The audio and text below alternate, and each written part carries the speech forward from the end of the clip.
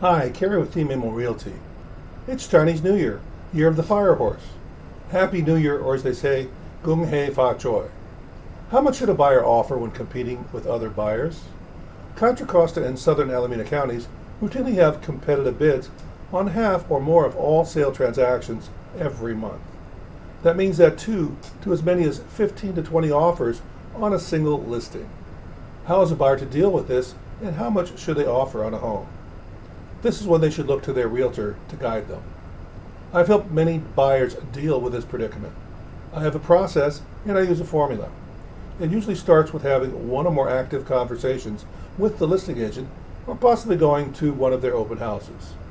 I know if there's any special information for this home, as it's usually included in the confidential remarks in the MLS. The confidential remarks can only be seen by realtors in the MLS. Then I ask the listing agent what's most important to their seller, aside from getting twice their asking price. I usually get a laugh from the listing agent, which lightens the mood of my conversation with them.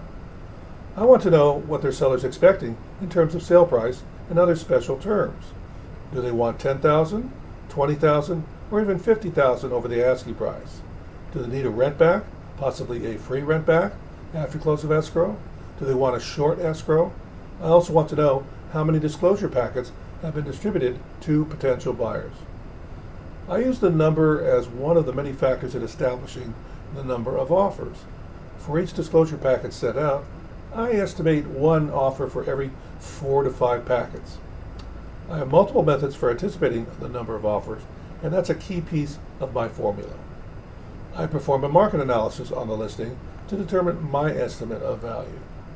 Part of the analysis is to research how many times this home has been on the market and at what asking price.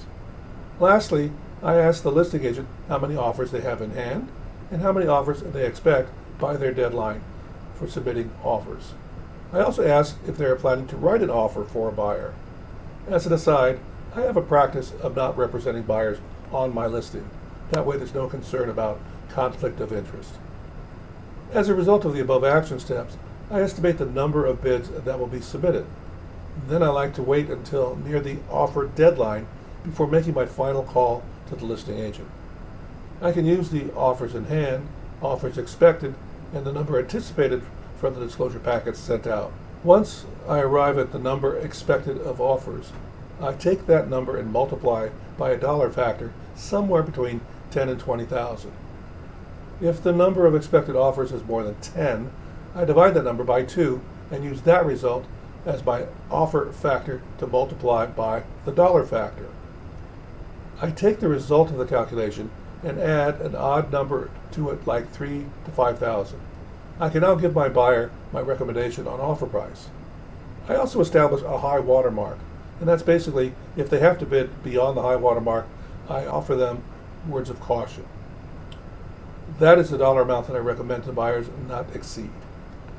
The end result of this approach is that my buyers are able to write competitive bids, giving them a realistic chance of winning the bid. Despite using this approach, each transaction has its own set of nuances.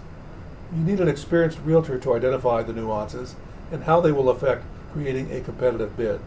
That's where you call Team Imo. Give us a call.